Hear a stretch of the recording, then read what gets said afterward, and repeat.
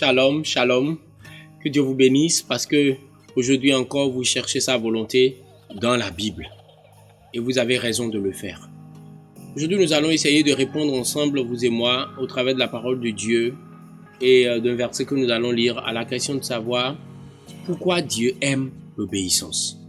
En attendant, prions. Seigneur, nous voulons te dire merci. Tu apprécies particulièrement les personnes qui sont dociles pour accomplir ta volonté. Et aujourd'hui, tu vas nous donner quelques-unes des raisons pour lesquelles c'est le cas. Éclaire-nous, de sorte à ce que là où nous sommes encore quelque peu endurcis, ou là où quelqu'un veut éventuellement persévérer dans la désobéissance, que ta parole puisse le récupérer. Dans le nom de Jésus. Amen. Pourquoi Dieu aime l'obéissance? Lisons déjà le texte du jour dans 1 Samuel au chapitre 15, le verset 22.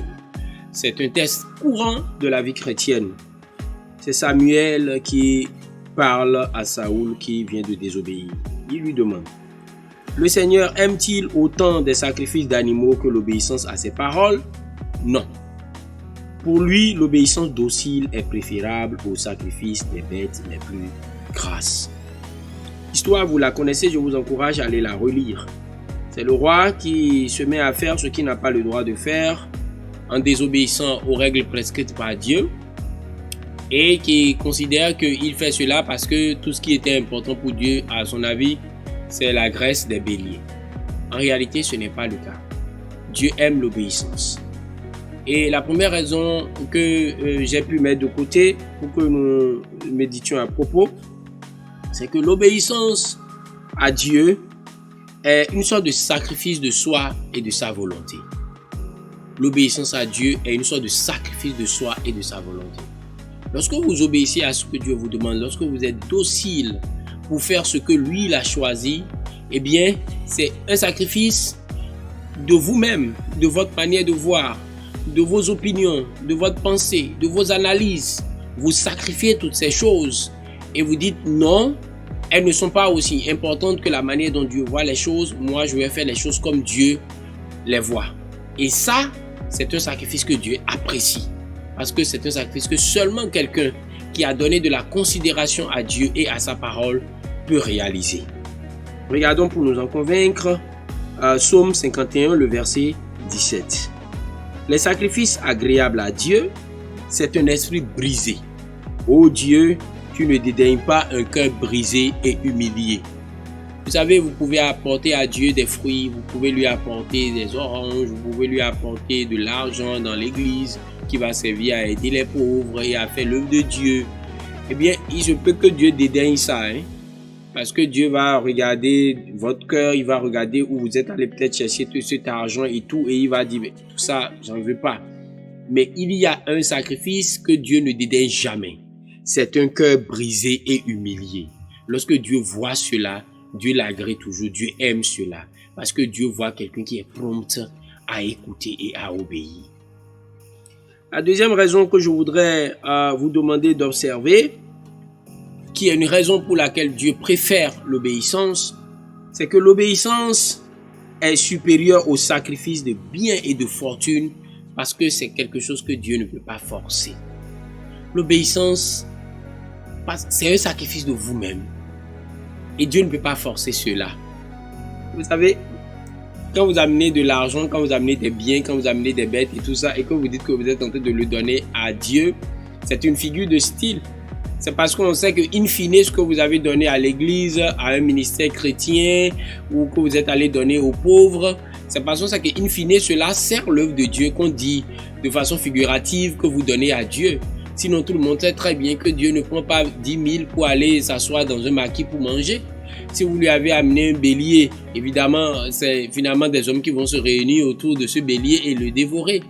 En réalité, qu'est-ce que Dieu prend? Dieu prend ce qui est venu de votre cœur. Cette humilité, ce brisement pour faire ce que lui a souhaité que vous fassiez.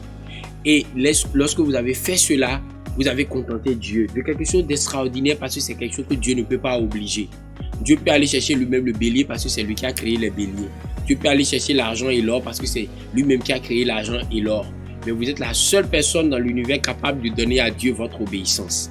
Et ça, c'est quelque chose d'extraordinaire. Quand vous donnez cela volontairement, Dieu aime cela. Regardons Psaume 50, versets 12 à 14. Dieu dit, si j'avais faim, je ne te le dirais pas. Le monde est à moi avec tout ce qu'il contient. Et la suite. Est-ce que je mange la viande des taureaux? Est-ce que je bois le sang des boucs? Offre en sacrifice à Dieu ta reconnaissance et accomplis tes vœux envers le Très-Haut. Voilà ce que Dieu veut.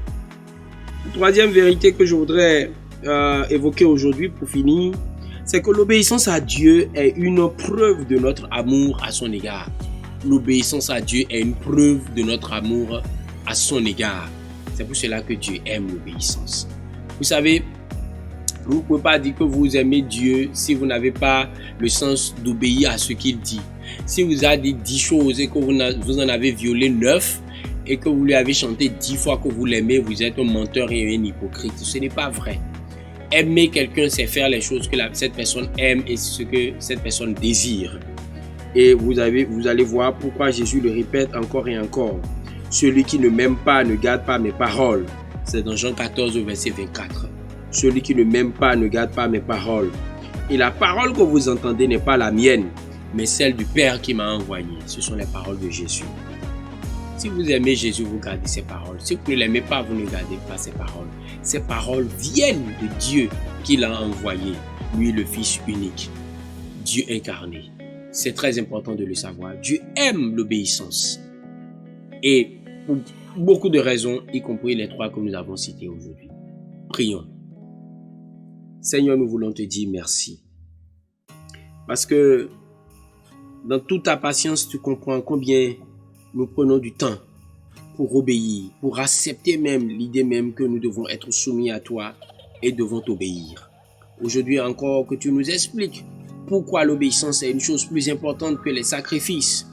Donne-nous d'incliner nos cœurs à marcher dans ta volonté et à accomplir ce que toi tu veux tous les jours de notre vie. Dans le nom de Jésus. Amen. Shalom chez vous.